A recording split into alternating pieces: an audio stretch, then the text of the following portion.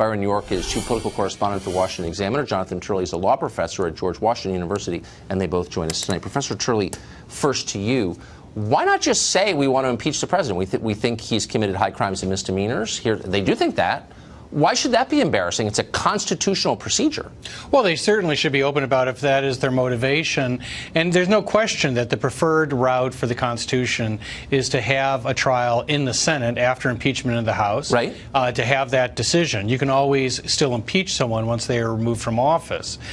There is an ongoing academic debate whether a sitting president can be indicted, but most prosecutors yield to the impeachment process.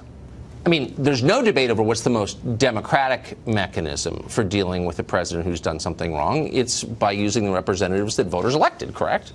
Right, that's the preferred way. I mean, the fact is that the framers gave us a process by which we could first impeach and then remove a president. Right. And as long as you can prove high crimes and misdemeanors. Clearly, some Democratic members are running on that. I don't see the problem, frankly, with Trump also running on that. I think that for Trump to say, look, this is about my impeachment, I have no problem with that, because obviously that is an underlying narrative for the other side. But I think what will have to happen first is Mueller will have to issue a report, and then if Congress changes hands, particularly the House, you could very well see an impeachment process. So, Byron, the question of the subpoena, we saw yet another piece of information leaked in the press recently that the Mueller people are considering subpoenaing the president. The White House is saying on background, we may reject that. Where does it stand? That's where it stands right now. We don't know if Mueller is really going to do this. We have never had this come to a conflict in history. The Nixon case was about subpoenaing documents, about evidence, not actually testimony. With Bill Clinton, Ken Starr subpoenaed Bill Clinton, and then they worked something out so that Ken Starr would withdraw the subpoena while Bill Clinton testified. But he did get a few things that you would not get if you went in front of a grand jury. He got to keep his lawyers in the room with him. He did it on video. He didn't go to a grand jury room, and the time was limited. So, on the other hand, he actually did testify. I think what you're seeing right now with this case is that Trump has realized, perhaps lately, that this is more of a political fight. This is an impeachment fight more than anything. So while his lawyers talk about whether a president can or cannot be subpoenaed or called to testify, Rudy Giuliani, who's really more of a spokesman right now, and others are working to discredit the independent counsel or the special counsel in this case, because if it does come to the House, and by the way, the reason Democrats aren't doing this now is because they're a minority in the House of Representatives. Well, sure, but they're also not talking about it. Most of them. I mean, some fringe members are. Remember the 2006 example when George W. Bush's numbers were just terrible. The Iraq War was going terribly.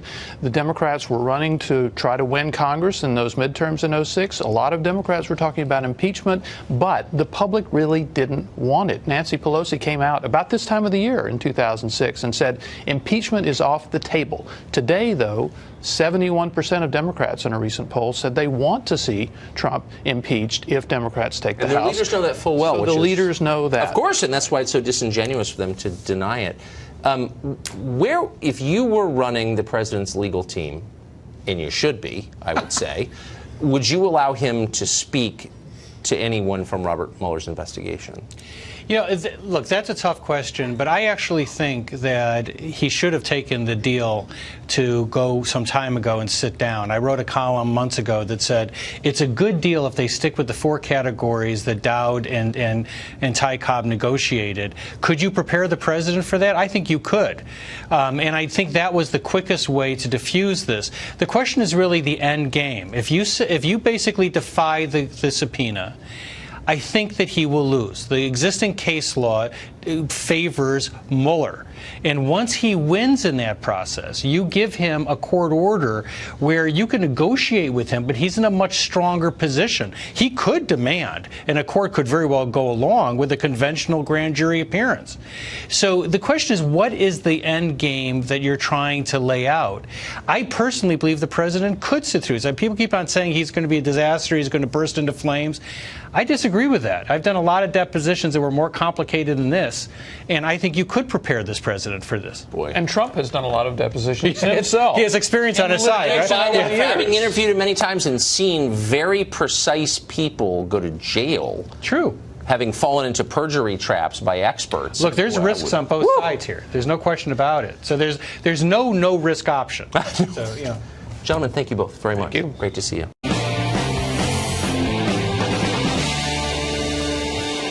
Well, good evening and welcome to Tucker Carlson Tonight. If you watch this show from time to time, you know that we really have tried to keep an open mind about the Robert Mueller Russia investigation. That sounds insincere, but it's not. It's sincere. If American citizens colluded with a hostile foreign power to hurt the United States, we would want to know about it. We would never defend disloyal behavior like that, no matter who the president was. So for the last year, we have consistently held back. Even as ominous signs accumulated, we struggled against calling the Mueller investigation a partisan witch hunt designed to topple a president. We didn't want to think that it was. Unfortunately, it's getting harder to deny that now. As federal judge T.S. Ellis put it last week, Mueller is seeking only information that, quote, would reflect on Mr. Trump or lead to his prosecution or impeachment. There you have it. That's not a law enforcement investigation he's describing, assuming it ever was. That is a hit job on a democratically elected leader. The left knows this, and of course it pleases them. Removing Trump from office is the only principle they recognize.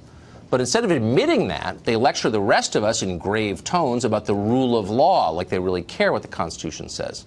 Of course they don't. As Pat Buchanan pointed out in a pretty smart piece over the weekend, Mueller doesn't have the power to take Trump out. No independent counsel would. The only institution empowered to prosecute a president is the Congress. The presidency is a political office. Voters get to decide who fills it. Other elected officials check the president's power, not unaccountable investigators or rogue FBI agents, not Peter Strzok or Lisa Page, the Congress. If the president has committed a crime, the Congress can put him on trial. That's called impeachment. They could do it tomorrow if they wanted. It's in the Constitution. An impeachment, and this is the best part, takes place openly, in public. The rest of us can watch it and evaluate it every step of the way. There are no redacted documents or leaked text messages from creepy FBI agents. The whole thing is transparent, and that's how democracies are supposed to operate, openly. Ironically, the one group that understands this is the Democratic base. Kind of amazing, but it's true. They badly want to impeach Donald Trump, and they say so. Their leaders in the Democratic Party lie about it, and they do it for the same reason they lie about everything, because all they care about really is power. They don't want to scare voters before the midterm election, so they don't mention impeachment. And instead, they use unelected bureaucrats with guns to crush the presidency. And the worst part is, it's working. Come on, Stormy, stop making such a big deal about this. Everyone knows it's just an act. I work in adult films. We're not really known for our acting. I solved North and South Korea. Why can't I solve us? Sorry, Donald, it's too late for that. I know you don't believe in climate change, but a storm's a-coming, baby. Stormy Daniels, climate activist. Of course, everything's inevitable. She was deeply traumatized by her alleged relationship with the president and the $130,000 she got afterwards. So traumatized that she decided to relive it on Saturday Night Live on Saturday, in case you missed it. By this point, millions of dollars have been spent investigating the Stormy Daniels story. CNN has turned its entire daytime schedule over to examining the details of the story. Allegedly, investigators are on the hunt for a crime. But if there was a crime, what was it exactly? And more to the point, who was the victim of this crime? Richard Goodstein is a lawyer. He advised both of Hillary Clinton's presidential campaigns, and he joins us tonight. Richard, thanks for coming on. Sure, of course. So, I mean, a prerequisite for a crime is a victim, right? Someone has to suffer because of what happened in order for it to be a crime. Who's the victim of this crime?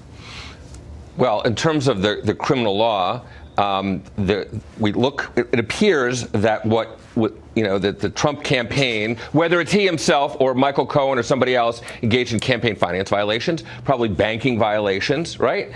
So when you basically make a contribution, the notion that this was done to resolve a family issue is preposterous.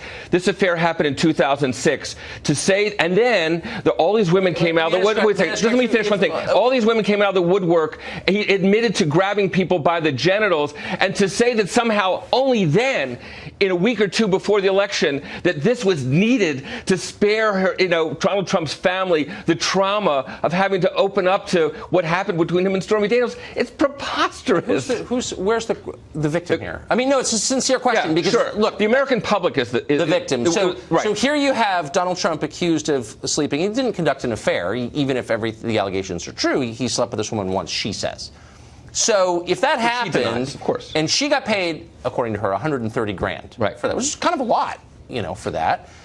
So is she the victim, do you think? Yeah. I mean, she and her lawyer going on television aggrieved. Wouldn't that really be kind of extortion, though? Well, again, the victim... Sincere question. If no, it's not two people extortion. sleep together on a voluntary basis, and then later one of them says, you know what, in order not to tell anybody about that, you need to pay me money. Right. What would that be called? Well, he's trying to enforce an agreement, which she says and her lawyer says is not enforceable because he didn't sign it, right? There's usually two parties to a contract. No, but before that, the agreement itself, if you and I engage in voluntary behavior together, let's say we drink a 12-pack, we're not supposed to, and you say, I'm going to tell people about that unless you pay me money, and I do, you're extorting me, aren't you? No, they had a contract. You're not extorting me. They had a contract which he didn't sign, so they didn't have a contract. In fact, but the allegation is he paid her money and apparently did through his lawyer in order that she wouldn't talk about this thing that she says happened. So hold on, it's a sincere question. I understand. And I know you're not allowed to ask this on CNN because, I guess I don't know why. Me too or something. But it's a real question. Yeah. Why is that not extortion? Yeah, so it's the American public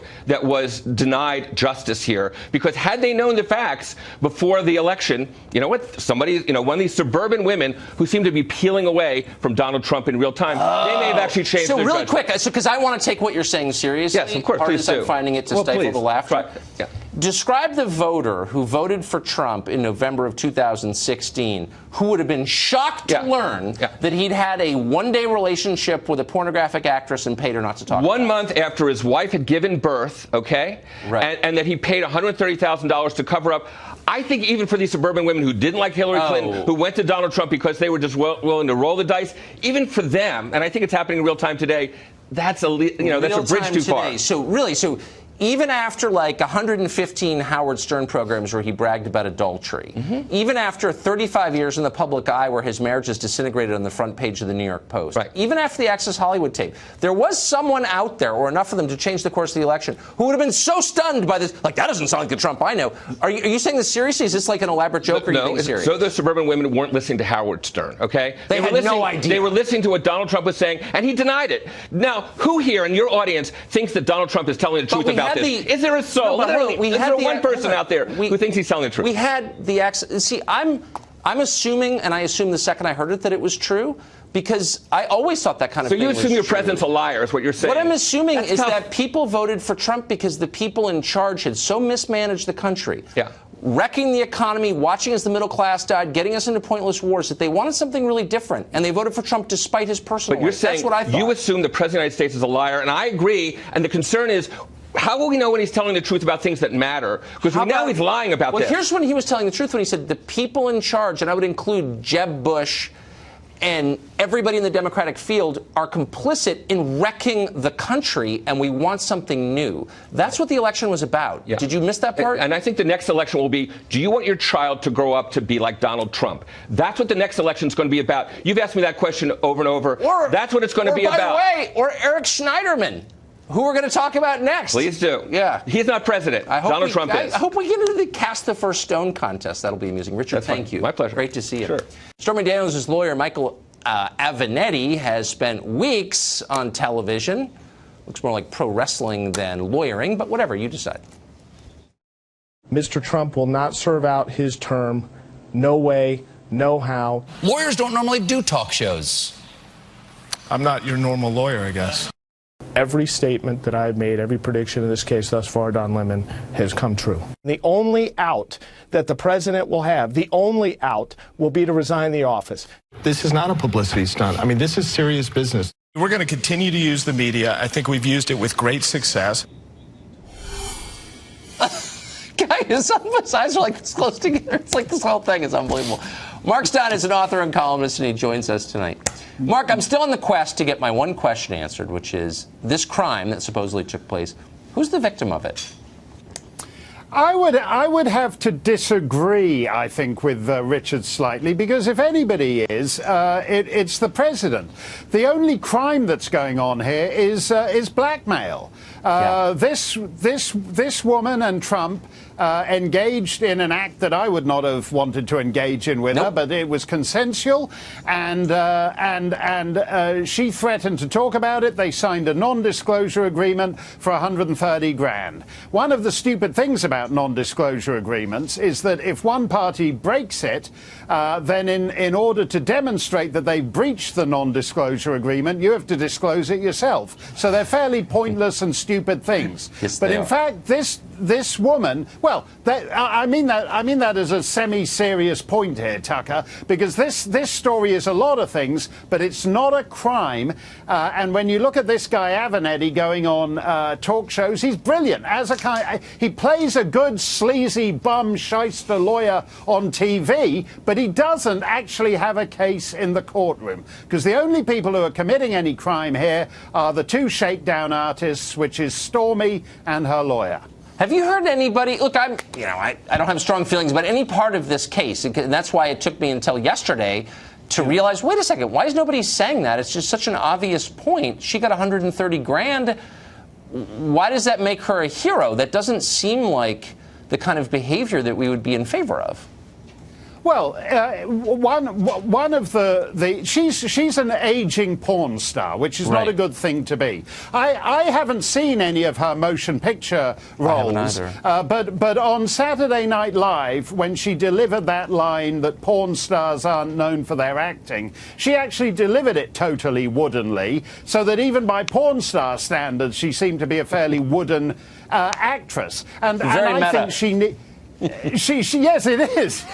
And evidently she needs the money. But to go back to what you were talking about with Richard, my view of Trump is that people chose him in the nominating process because he'd done everything. Mitt Romney was the worst guy on the planet because he gave a wedgie to a kid in grade 3, if you recall, and he put a dog on his roof and drove the dog to Canada. And people picked Trump this time because they know that if he ever drove a dog to Canada, he'd give him a wedgie every half mile up I-95. So people assume that Trump has done everything and it's baked in the cake. So maybe the election wasn't really a referendum on Trump's personal life or his moral standing. Maybe there were other issues that voters are trying to get our attention on, get us to pay attention to, and we're not.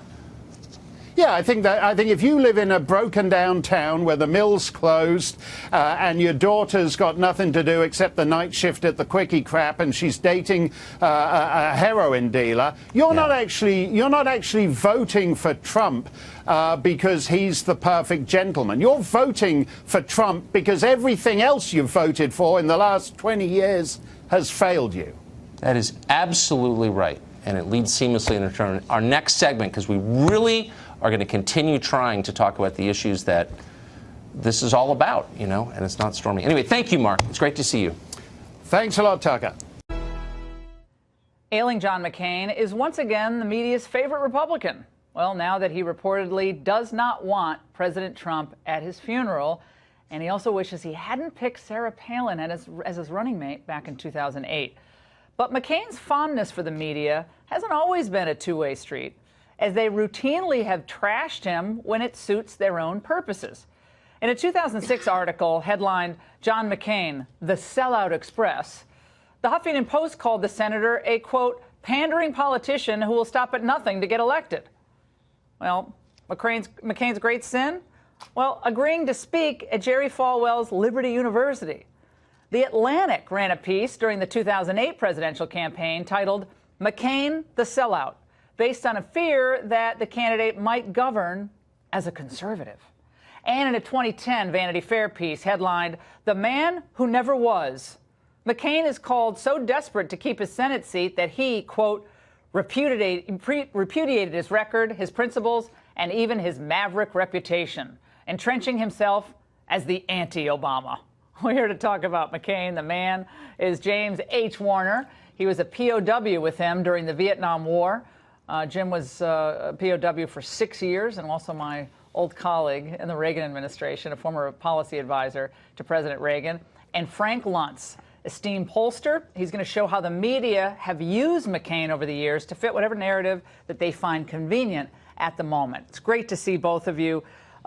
Jim, I want to talk to you first. First of all, it's great to see you. Long time. I was young. You were you were even more handsome back then, back in 1987, sharing an office together. That's before I took on the appearance of a homeless person. Oh, no. We like all that. That's all cool here. Jim, look, you better than anyone know the experience that John McCain had in Vietnam. You've known him for a long, long time. I know you haven't seen him for a while.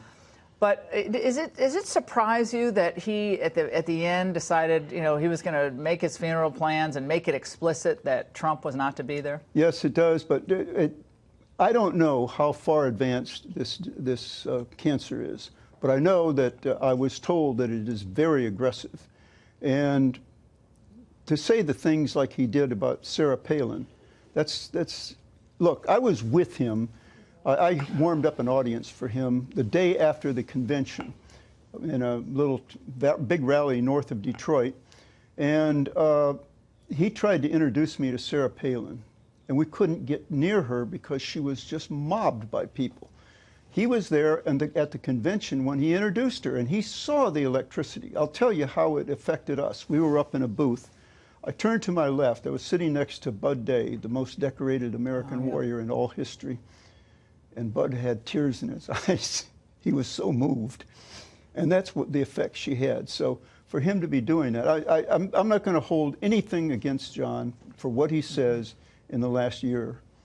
I don't know how much this disease has affected him, but the John that I know was one of the greatest heroes I ever knew. I'm one of the finest men I ever knew. Frank Luntz, it is interesting to go back and see those headlines from all of the elite publications. John McCain the sellout, John McCain the phony fraud, all the things they said. But now he's hitting Trump, and he's obviously been at odds with Trump on a number of policies: immigration, foreign policy, trade, to name a few. And now, not just because I think he's obviously suffering terribly. I've lost 3 friends to glioblastoma in the last few years. It's a horrific disease.